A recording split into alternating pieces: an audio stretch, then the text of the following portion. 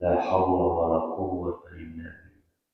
قال رب اشرح لي صدري ويسر لي أمري واحلل عقدة من لساني يفقهوا قولي. رب زدنا علما وارزقنا فهما.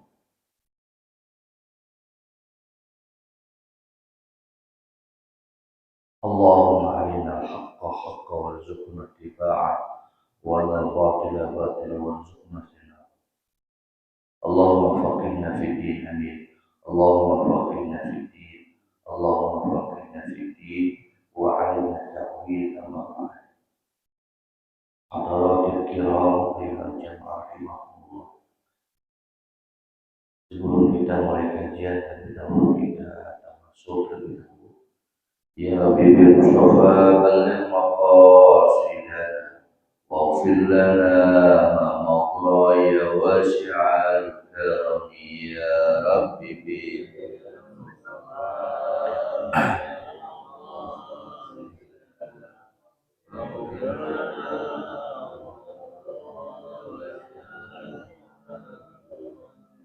Muhammadun sayyidul kaunaini wa thaqalain wal fariqaini min urbin wa min ajami ya Rabbi.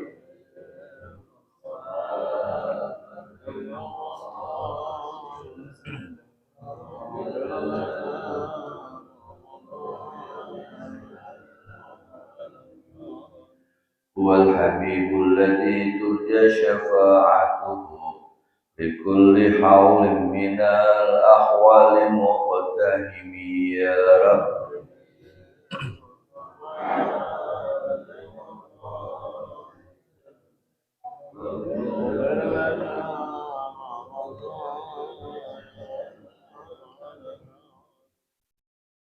حسبنا الله ونعم الوكيل نعم المولى ونعم النصير. حسبنا الله ونعم الوكيل نعم المولى ونعم النصير. حسبنا الله.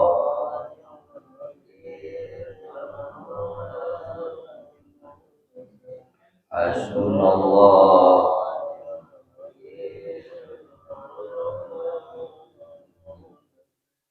لا إله إلا الله. لا إله إلا الله. لا إله إلا الله محمد رسول الله. لا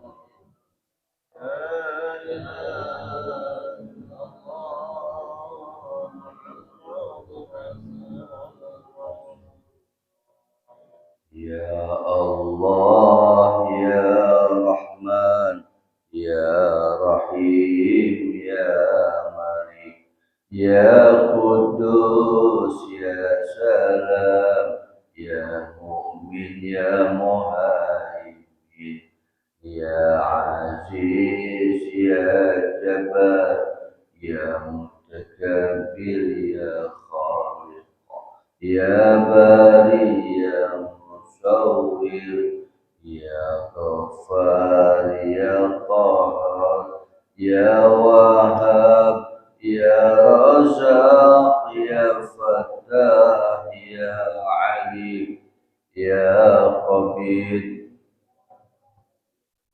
ya Khafir ya Rafi ya Mu'in ya Mudhir ya Sami ya Basir ya Hakam ya Adul ya Latif ya Khabir ya Halim ya Azim ya Ghafur ya Syakur ya Ali ya Kabir ya Hafiz ya Muqim ya Hasib ya Jalil ya Karim ya Raqib ya Mujib ya Wasi يا حكيم يا ودود يا مجيد يا وحيد يا أحد يا صمد يا قدير يا مقتدر يا مقدم يا مؤخر يا أول يا أخير ظهير يا بطين يا ولي يا متعالي يا باري يا تواب يا منتقم يا عفو يا رؤوف يا ملك الملك يا ذا الجلال والإكرام يا مقصد يا جميل يا غني يا مغني يا غني يا ضار يا نفي يا نور يا هدي يا بديع يا بكي يا وارث يا رشيد يا صبور يا الله يا الله يا الله Allah. Alhamdulillah, segala puji bagi Allah yang terus menyertai dengan rahmatnya, berkahnya dan bahkan Allah. Kembali kita melanjutkan kajian tauhid kita. Insya Allah ini merupakan satu kepastian untuk membenarkan keimanan kita kepada Allah Subhanahu wa Ta'ala. Karena memang kunci suksesnya seorang hamba dia di hadapan Allah karena benarnya, karena sahnya iman dia di hadapan Allah. Nah, sah dan benarnya karena iman itu terpatri dan terkokohkan di dalam hati kita.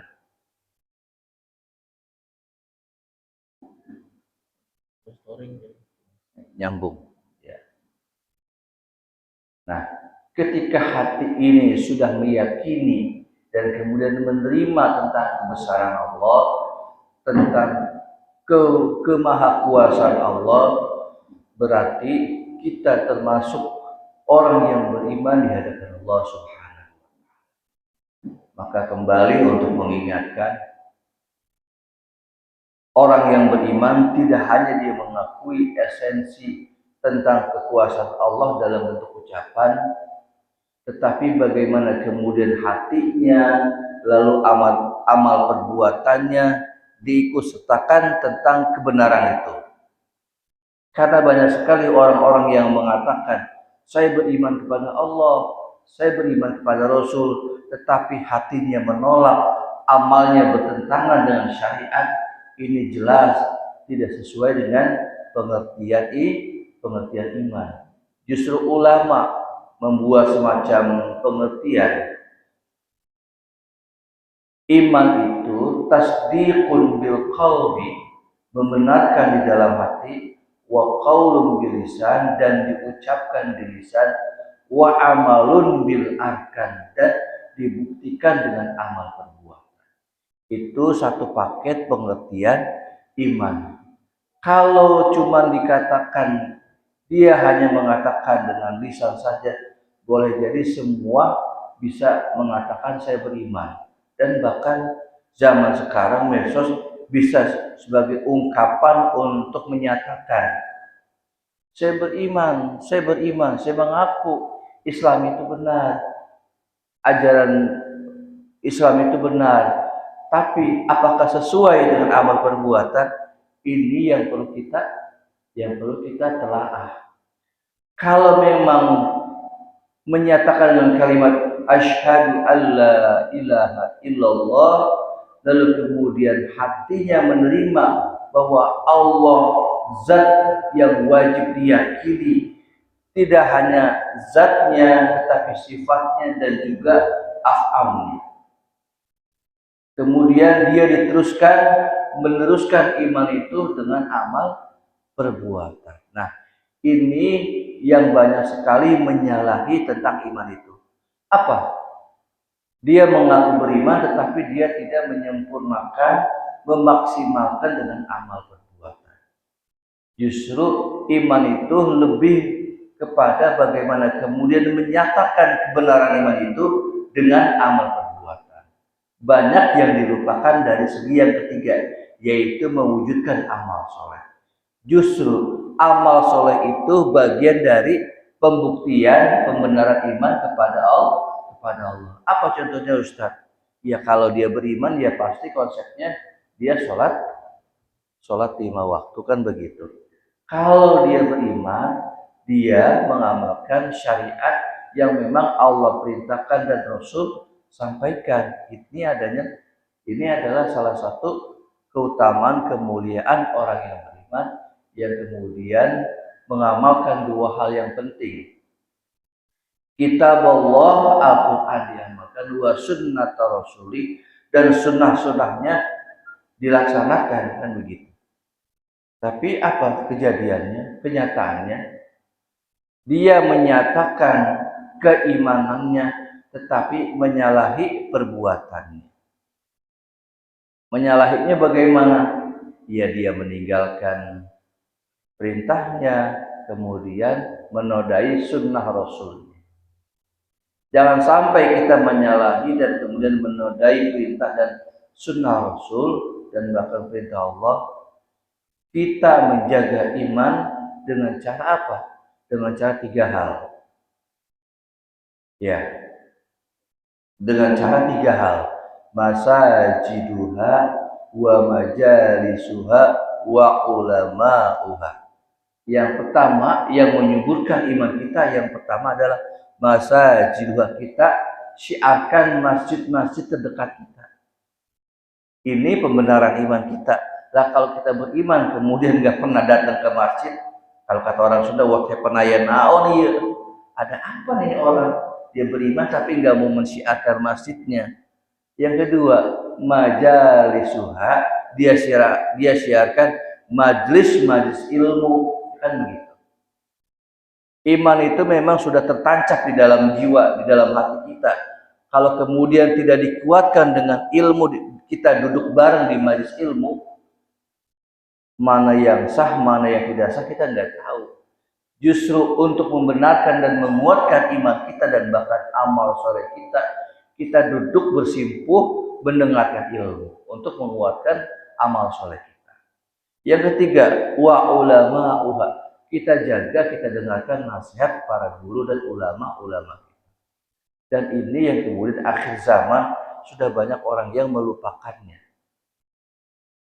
Euforia kehidupan lebih kepada kehidupan yang sifatnya pesta poraan begitu.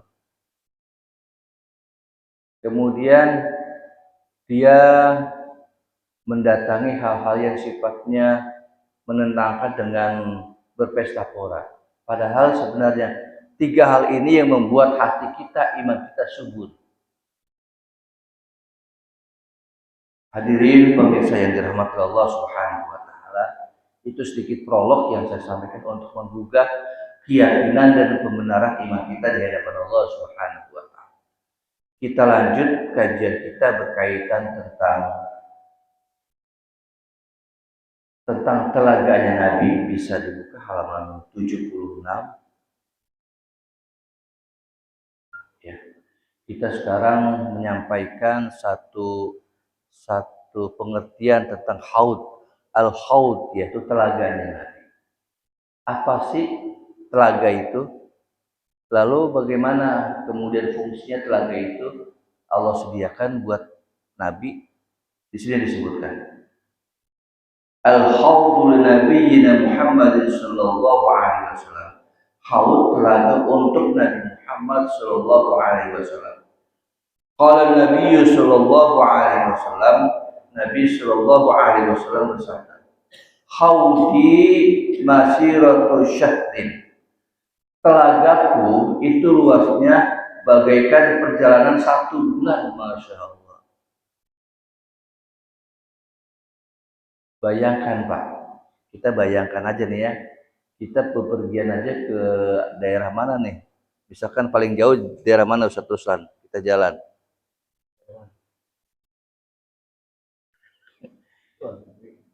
Katakanlah daerah Bogor lah atau Cianjur lah, yang paling jauh perjalanan kita pulang pergi nih, misalkan Cianjur lah atau Bandung. Nah, katakanlah perjalanan kita Cianjur atau Bandung kurang lebih berapa jam tuh? 4 atau 5 jam lah ya kita hitung begitu. Itu baru hitungan yang bisa kita pulang dan pergi dengan hitungan jam. Nah, kalau kemudian terus begitu, tiap hari begitu dalam waktu sebulan, berarti katakanlah 4 jam dikali 30 hari, berapa? 120 jam. Kalau hitungan kilo, kira-kira berapa tuh?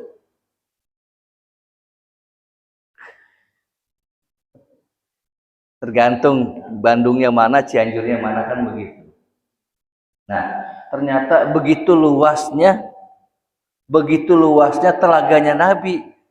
Dan telaganya Nabi kalaupun dihimpun, diarungi oleh umat Rasul, perjalanannya menempuh 1 bulan. Masya Allah. Berarti sangat luas sekali tuh. Bahkan sedikit saya uraikan, ketika Nabi dimi'rajkan, lalu Nabi diperlihatkan sebuah sungai-sungai di dalam surga. Lalu Rasul bertanya, "Ya Jibril, dari mana nih asal sungai-sungai ini?" Lalu kata Jibril, "Ya Muhammad, ghamid ainaik, tutup 2 matamu." Ketika Nabi menutup 2 mata, lalu Nabi berada di suatu kubah yang sangat besar. Iftah ainaik, ya Rasul, ya Muhammad, buka 2 matamu. Ketika Nabi membuka 2 mata Rasul, Rasul berada di sebuah kubah hijau yang sangat besar. Dan persis di depan pintunya. Nah, di situ Rasul melihat tuh air yang tadi mengalir di surga-surga itu, Rasul melihat asal dari situ. Lalu malaikat Jibril bertanya pada Rasul, "Ya Muhammad, engkau nggak mau untuk masuk ke dalamnya?" Kan begitu. Lalu kata Rasul, "Bagaimana aku bisa masuk? Pintunya ketutup." "Bisa, wahai Muhammad, kau buka. Kuncinya mana?" "Kuncinya ada di tanganmu." Ternyata kalau bahasa kita ini, gerbang besarnya tertutup dengan gembok yang sangat besar. Karena gemboknya terkunci, kata malaikat, "Kuncinya ada di tanganmu, wahai Muhammad." "Mana kuncinya?" "Kau pegang gembok itu, kau baca Bismillahirrahmanirrahim, maka terbuka." Betul, ketika Nabi Muhammad pegang gemboknya, lalu dipegang dengan baca Bismillah, kemudian terbuka gembok itu. Ketika terbuka gembok itu, kemudian dibuka pintunya, terlihatlah sungai-sungai yang mengalir di bawah surga-surga itu berasal dari satu cerobong yang asal dari bacaan Bismillahirrahmanirrahim. Satu aliran air tawar, sungai tawarnya, dari mimnya, dari haknya, maaf saya ulang, air tawar, sungai tawar yang ada di surga itu keluar dari cerobong mimnya dari lafaz bismi. Kemudian yang kedua, air tawar, kemudian sungai yang rasanya susu, itu keluar dari lafaz mimnya Rahman. Dari cerobongnya mimnya lafaz Ar-Rahman. Lalu kemudian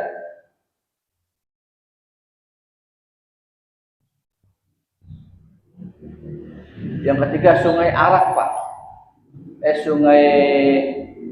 Sungai Tawar, susu, kemudian Sungai Madu. Sungai Madu yang rasanya madu itu keluar dari mimnya Ar-Rahman, mimnya Ar-Rahman. Lalu yang keempat, Sungai Arak itu keluar dari lafaz cerobongnya mimnya Ar-Rahim. Nah, ketika Nabi melihat itu semuanya dari cerobong-cerobong itu keluar semuanya, lalu Rasul nanya kepada Jibril, "Ya Jibril, kemana ini muaranya, hulunya, kemana ini semuanya berakhir?" "Semuanya berakhir ke telagamu, wahai Muhammad." Masya Allah. Sungai-sungai yang keluar dari cerobong tadi itu semuanya menghulu kepada telaganya Nabi Muhammad Sallallahu Alaihi Wasallam. Di mana kita dapatkan keterangan itu? Bisa kita buka di dalam kitab Majalis Susaniyah, syarahnya kitab Arba'in Nawawi. Disitulah dijelaskan tentang sedikit tentang perjalanan Nabi pada waktu Mi'rajnya Rasul. Maka ada ayat yang kemudian mengagungkan tentang kebesaran pemberian Allah kepada Rasul. Inna a'tainakal kautsar. Sesungguhnya kami telah memberikan kepadamu telaga yang besar, telaga yang banyak, yaitu telaga Al-Kautsar. Telaganya Nabi itu namanya telaga Al-Kautsar. Begitu sangat besarnya telaganya Nabi Muhammad Shallallahu Alaihi Wasallam. Karena untuk menampung 4 aliran air tersebut, bayangkan Pak, telaganya Nabi itu terkumpul bercampurnya rasa tawar, rasa susu, rasa madu, dan rasa arak bercampur tuh untuk umatnya Nabi Muhammad. Baik, wazawayahu sawa, dan pinggirannya itu panjangnya sama. Ma'uhu abyadu minal laban, airnya lebih putih daripada susu. Subhanallah. Sungai telaganya Nabi, kalau bahasa kita ini telaga itu danau, ya. Danaunya Nabi itu lebih putih daripada susu. Warihuhu, rasanya atyabu, lebih wangi minal misik, daripada minyak wangi misik. Mungkin Bapak Ibu yang sudah pernah haji, pernah umroh, pernah kita mampir di suatu toko minyak wangi, kita jajali nih minyak wangi misik, misalnya merek misik. Kita pakai minyak wangi merek misik, kita pakai di sini Pak, kita pergi kemana, baunya masih ada tuh di ruangan, masih ada tuh aroma minyak wangi misik. Subhanallah Pak, rasanya airnya telaganya Nabi itu atyabu minal misk, itu lebih wangi daripada minyak misik.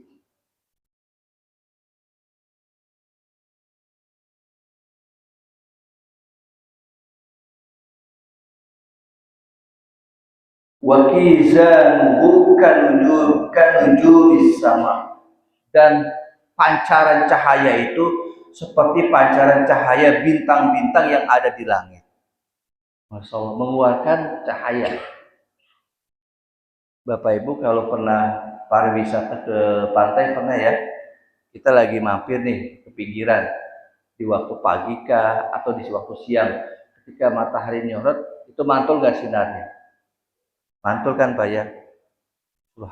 Ternyata pantulannya sungainya Nabi itu, danaunya Nabi itu mantul seperti cahayanya bintang-bintang yang ada di langit. Coba Pak, kita pernah lihat di waktu malam, itu bintang berkelap-kelip. Subhanallah, begitulah keadaannya telaganya Nabi Muhammad Shallallahu Alaihi Wasallam. Dan di sini apa kata Rasul? Man syariba minha, dan barang siapa yang minum dari telaganya Nabi, fala yazma'u abada, maka tidak akan pernah haus-haus selamanya. Sebelum kita masuk ke episode berdiri kita di hadapan Allah di padang mahsyar, itu ribuan, mungkin hitungannya ribuan tahun lamanya, karena semua manusia dari zamannya Nabi Adam sampai terakhir manusia di zaman akhir hari kiamat itu semuanya diadili. Kalau kita kemudian nggak minum airnya dari telaganya Nabi, mungkin kepanasan, kehausan. Subhanallah, dengan izin Allah, umatnya Nabi Muhammad, umatnya Rasul, dikasih satu keringanan untuk menanti peradilan Allah, untuk minum satu teguk atau beberapa teguk, apalagi satu gelas. Yang gelasnya terus disiapkan, Pak. Sudah disiapkan, Pak, gelasnya bertumpuk-tumpuk, Masya Allah. Dan bahkan bahagianya sekali, yang meminumkannya itu adalah Nabi Muhammad. Bahagia sekali. Ustaz, apakah nanti nggak keliru ada orang yang masuk nyusup di situ? Rasul tahu umatnya, siapa yang bukan umatnya dan siapa yang umatnya. Dari mana Rasul tahu? Dari orang yang sering baca selawat kepadanya. Bahkan dalam suatu keterangan disebutkan, saking banyaknya dia berselawat kepada Rasul, Rasul sampai memberikan satu panggilan khusus. Dan Rasul memberikan minuman kepada orang tersebut. Masya Allah. Ini satu kemuliaan kita berselawat kepada Nabi Muhammad Sallallahu Alaihi Wasallam. Dan ketika kita meminum, apakah satu teguk, dua teguk, itu bisa memberikan satu fala yazma'u, tidak akan haus selamanya ketika kita berdiri di padang mahsyarnya Allah Subhanahu wa taala. Ya Allah, ya Allah. Rawahul Bukhari wa Muslim, riwayat Imam Bukhari dan Imam Muslim. Nah, di sini ada keterangan walikulli nabiyyin, dan setiap nabi itu haudun, ada telaganya. Masya Allah, Bapak Ibu, selama ini kita berpikir yang punya telaga itu hanya Nabi Muhammad. Ternyata nabi-nabi terdahulu itu punya telaga. Tetapi bedanya, yang paling besar telaganya Nabi adalah Nabi Muhammad Sallallahu Alaihi Wasallam. Nah, walikulli nabiyyin haudun, setiap nabi itu punya telaga. Yashrabu huwa wa ummatuhu, dia minum dan umatnya juga minum. Nah, pertanyaannya datang kepada kita, Ustaz, telaga itu disediakan oleh Allah, manfaatnya untuk apa? Yang tadi saya sebutkan tuh, yaitu selain dia menikmati minuman yang ada di hari akhir, di hari kiamat, dia juga bisa menyelamatkan kondisi badannya untuk berlama-lama berdiri di hadapan Allah di padang mahsyar dengan minum telaga tersebut. Nah, subhanallah. Jadi manfaatnya itu, Pak, dia bisa, ketika dia minum, umatnya nabi-nabi terdahulu, bahkan umatnya Nabi minum dari telaga ini bisa menguatkan, mengokohkan ketika berdiri berlama-lama. Pak, mungkin kalau hitungan kuatnya kita berdiri paling lama berapa jam sih, Pak? Nggak sampai sejam ya, Pak. Paling setengah jam udah mulai kesemutan begitu. Kita nih pengalamannya dulu waktu kita sekolah, agenda upacara kan biasanya ada tuh di hari Senin. Kita berdiri mungkin sampai 1 jam atau 1,5 jam kan begitu, Pak. Habis selesai kaki kita udah pada pegel kan begitu, Pak. Itu baru 1 jam, 2 jam atau 1,5 jam. Ini kita berdiri di hadapan Allah di padang mahsyar, itu tidak hanya hitungan jam, tapi masa, Pak. Masa, waktu. Dan waktu itu jumlah hitungannya banyak, bisa ratusan tahun, bisa lebih daripada itu, Masya Allah. Dan inilah manfaat dari Allah berikan kekuatan manusia di akhir kiamat, di hari kiamat nanti itu, dengan meminum telaga dari nabinya, diberikan kekuatan itu.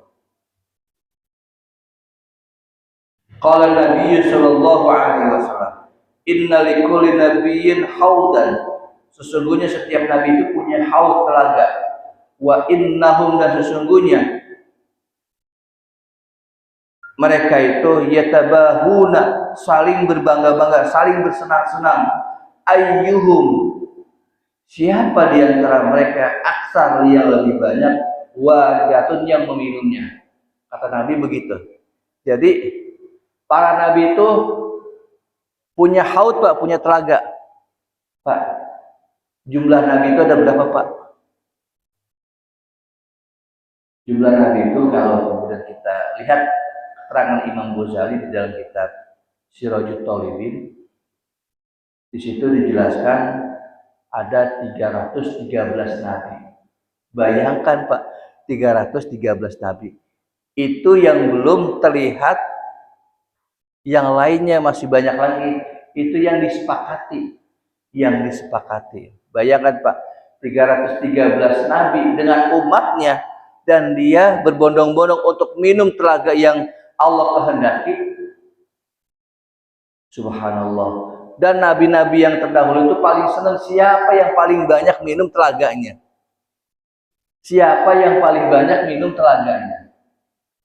Dan nabi-nabi nanti berbangga-bangga, wah saya ini banyak sekali, tapi yang paling banyak umatnya Nabi Muhammad.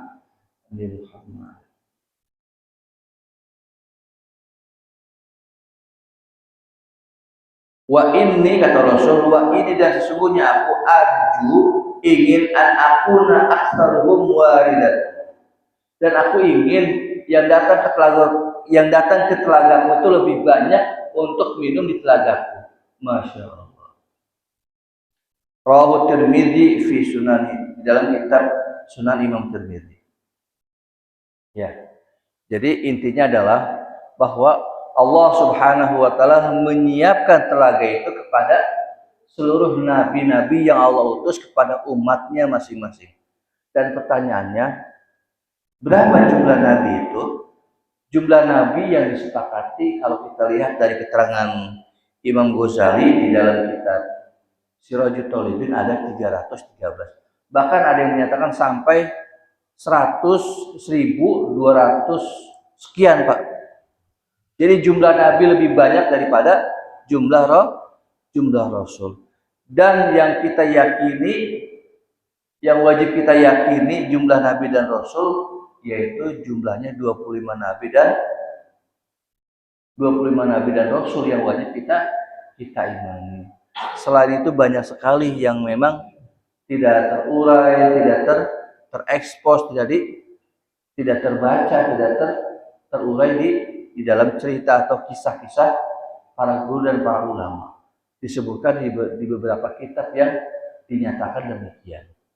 Salah satunya keterangan yang saya dapat di dalam kitab Sirajut Thalibin, dijelaskan oleh Imam Ghazali. Sekian jumlahnya, 313 nabi. Nah, kalau jumlah 313 nabi dengan jumlah seperti itu, berarti telaganya juga sekian, kan begitu. Dengan umat-umat yang mereka bawa, umat-umat yang mereka sampaikan akan menghampiri telaga-telaganya. Masya Allah. Dan para nabi itu berbangga dan senang sekali kalau telaganya didatangi dengan orang yang banyak untuk meminum dari telaganya. Masya Allah. Ya Allah. Kita lanjut dengan tema yang berbeda. Al-Jannah, surga. Wahya darul thawab, surga itu tempatnya balasan untuk yang mendapatkan pahala. Qala ta'ala, Allah berfirman, tilkal jannatul lati nurisu min ibadina man kana taqiyya. Demikianlah surga yang aku wariskan dari hamba-hambaku yang mereka bertakwa. Nah, pertanyaannya, takwanya ini siapa? Umat-umat terdahulu yang dia bertakwa kepada nabinya dan bertakwa kepada Allah, maka dia termasuk orang yang bertakwa. Selama ini persepsi kita takwa itu adalah orang yang beriman kepada Allah dan beriman kepada Rasul Nabi Muhammad Shallallahu Alaihi Wasallam. ya konsep yang kita yakini, tapi bagi umat-umat terdahulu juga ketika dia beriman kepada Allah dan dia beriman kepada Rasulnya juga termasuk orang yang bertakwa, maka termasuk di dalam hadis ini, di dalam ayat ini. Apa kata Allah? Tilkal jannatul lati nurisu min ibadina man kana taqiyya. Surga itu kami wariskan kepada hamba-hamba kami yang mana mereka bertakwa. Jadi umat-umat terdahulu ketika mereka bertakwa kepada Allah dan kepada nabinya, ya mereka termasuk bagian dari ayat ini. Kalaupun pengertiannya kemudian orang yang beriman kepada Allah dan orang yang beriman kepada Rasul, yaitu pengertian dari imannya kita, umatnya Rasul, imannya umatnya Nabi Muhammad Sallallahu Alaihi Wasallam dapat. Tetapi keistimewaannya apa Pak? Keistimewaannya umatnya Nabi Muhammad itu diberikan surga khusus, namanya Al-Jannah Darussalam, surga Darussalam. Nama surganya Darussalam yang diberikan khusus kepada umatnya Nabi Muhammad. Makanya pantas Pak kalau kita zikir wirid Allahumma antas salam wa minkas salam wa ilaika ya'udus salam wa hayyina rabbana bis salam wa dakhilna jannata Darussalam tabaraka rabbana wa ta'ala ya dzal jalali wal ikram. Karena harapannya kita dimasukkan ke dalam surganya Allah Darussalam, dan itu ditempatkannya umatnya Nabi Muhammad. Jadi umatnya Nabi Muhammad nanti masuk ke surga Darussalam. Makanya ketika Nabi Muhammad SAW menerima surah Al-Fath itu sangat gembira sekali. Nabi Muhammad sangat senang sekali menerima surah Al-Fath. Surah Al-Fath itu di mana Pak keberadaannya? Surah Al-Fath itu posisinya ada setelah surah Muhammad. Kemudian ulama menjelaskan, menguraikan kenapa Nabi Muhammad gembira menerima surah Al-Fath. Ada dua alasan. Yang pertama karena di situ disebutkan walladzi anzala sakinata fi qulubil mu'minina liyazdadu imanan ma'a imanihim. Dialah Allah yang menurunkan ketenangan di hatinya orang yang beriman. Fi qulubil mu'minina liyazdadu imanan ma'a imanihim, untuk menambahkan kekuatan imannya bersama dengan kekuatan imannya para sahabat. Ya. Nah, itu yang pertama. Rasul gembira sekali tuh. Allah berikan ketenangan ke dalam hatinya umatnya Nabi Muhammad. Ya.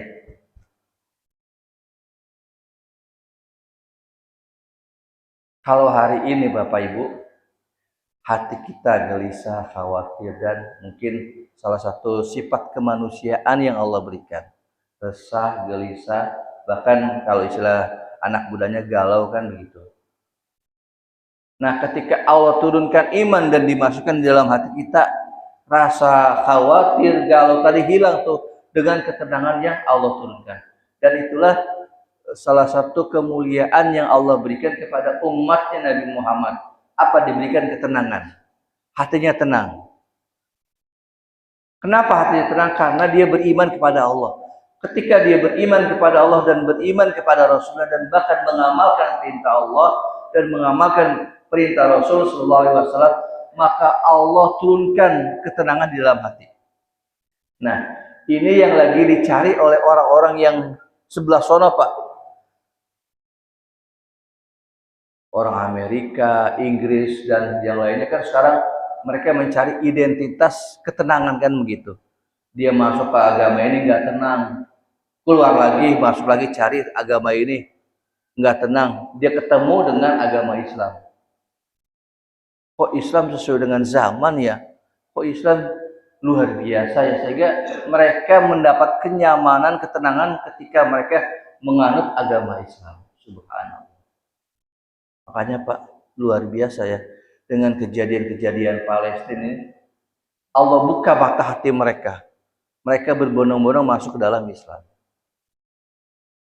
Jadi di sisi yang lain, ketika umat Islam diintimidasi oleh Zionis Israel, di sisi-sisi yang lain Allah buka mata hati mereka, membantu dan bahkan mereka masuk Islam. Masya Allah. Bahkan berita terupdate sekarang,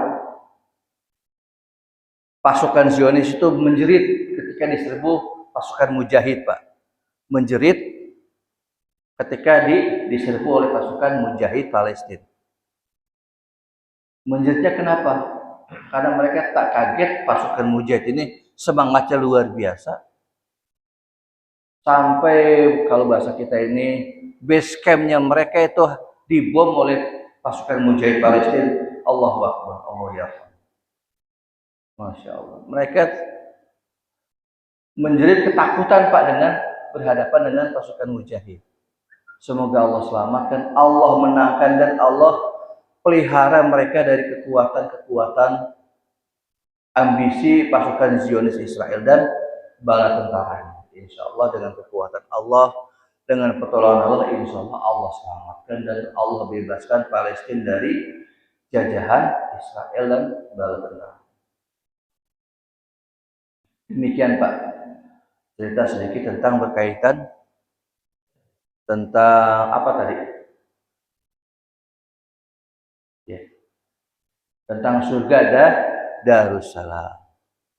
Jadi umat-umat terdahulu juga dikasih kemuliaan oleh Allah manakala dia beriman kepada nabinya dan iman kepada Allah Subhanahu wa taala, juga dikasih tempat yang sangat mulia yaitu surga. Tapi surga yang ditempatkan khusus oleh Allah kepada umat Rasul, surga Darussalam.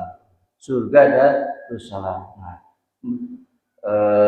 kemudian saya lanjutkan. Rasul gembira dengan turunnya surah Al-Fat yang pertama, umatnya Nabi Muhammad diberikan hatinya tenang. Tuh. Yang kedua, Nabi Muhammad gembira, senang sekali ketika diturunkan surah Al-Fat. Kenapa? Karena yang kedua, Allah masukkan umatnya Nabi Muhammad baik dari orang-orang yang beriman kalangan laki-laki maupun perempuan dimasukkan ke dalam surganya Allah. Liyudkhilal mu'minina wal mu'minati jannatin tajri min tahtiha al-anhar. Maka mereka dimasukkan dari orang-orang yang beriman laki-laki maupun perempuan yang di bawahnya mengalir sungai-sungai. Masya Allah. Ini kegembiraannya Nabi, kesenangannya Nabi dikasih kabar oleh Allah melalui surah Al-Fat. Masuklah umatnya Nabi Muhammad ke dalam surganya Allah Darussalam. Nabi gembira. Maka umatnya Rasul dijamin masuk ke dalam surganya Allah. Meskipun masuknya ke dalam surga, apakah itu mampir dulu sehari 2 hari, digodok dulu karena ada dosanya, digosong dulu kan begitu.